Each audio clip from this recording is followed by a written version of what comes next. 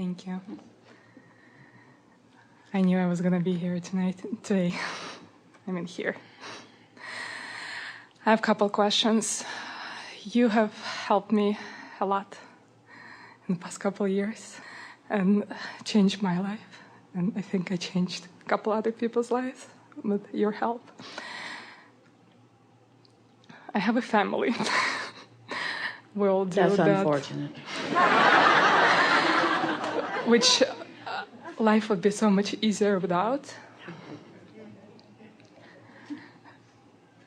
But I do love them so much. Yeah. Easier in some ways and not in others. So it is what it is. So now what? So you've got this pain called family.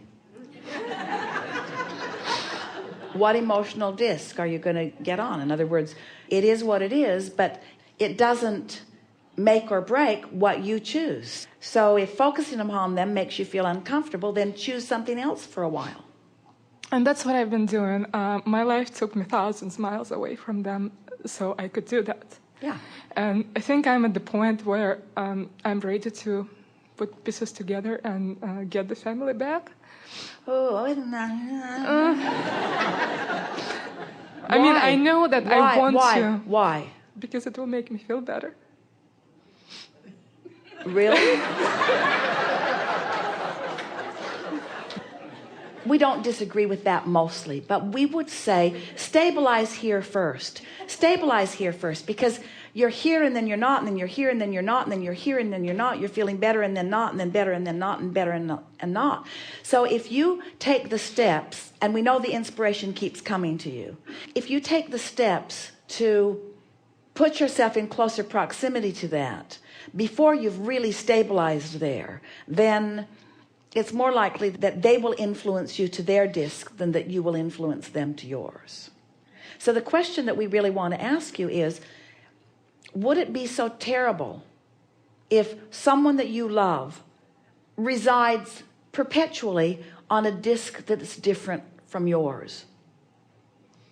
Think about it. Would that be such a terrible thing? Because everybody technically is on a different wavelength than you are, because none of you are precisely on the same. So would it be so terrible if you just left them sort of spinning their own juices for a little while you stabilized in yours? And from that place, are you precluded from thinking about them? That's the big question. From your place of really spinning high and feeling good, are you able to think about them? Are you able to think about them? And are they diverse enough in your awareness of who they are that you can selectively sift the things that you think about that don't cause you to lose your momentum with your disc? This is a really good conversation. Do I have the power to selectively sift on a subject and maintain my momentum where I am? That's really the question of focus that we're asking you. Do you think you have the ability to do that? I think that's what I'm trying to figure out. Until you're sure that you're doing that, then we would not take the steps to put you in closer proximity. And let us give you the law-based vibrational reason for that. Have you been listening to us for a while? So you have the understanding of the vortex, yes? And the momentum of it. We really like the word momentum. So are you now understanding that when you choose, by virtue of what you're giving your attention to, a grid spinning disc that's in the vicinity of overwhelmment, or a grid spinning disc that's in the vicinity of disappointment, or a grid spinning disc that's in the vicinity of appreciation, that no matter which of those discs you have chosen, as you get the momentum going, a feeling of inspiration will come to you to perpetuate more of the same. In other words, inspiration doesn't only come from this high-flying disc where it's coming right out of the pure vortex that the source within you has been maintaining. That feeling of wanting to do something will come. In other words, Let's say you have been thinking about something, you wake up and you think about it more. Before you know it, you're talking about it to yourself out loud, then you're on the phone talking to somebody else about it, and before you know it, you've got this whole idea of something that you now need to do. In fact, you can't stop yourself from doing it. It's happening so fast, the momentum is so strong, you're going to follow through with this. It's not good for you, it won't turn out well, it's like shooting yourself in the foot, but the momentum is strong and the inspiration is there. So I changed my phone number.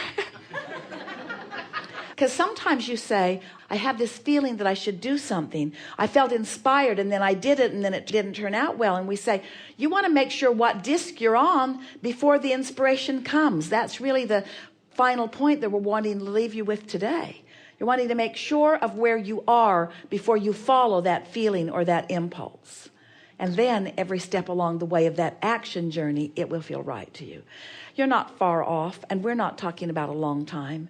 We think a conversation like the one that we've had here today will put you in a really good place of deliberately choosing a vibration. So from a distance, practice for a while, finding the conversations in your own mind and the thoughts in your own mind that allow you to continue the momentum. In other words, when you show yourself that you can think a good deal about these people and still stay in your high-flying place, then before long you're going to get the inspiration to contact them and spend time with them, move back in with them. You're going to feel that in a very powerful way.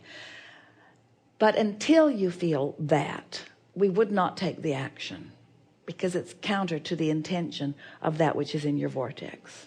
You all heard that, didn't you?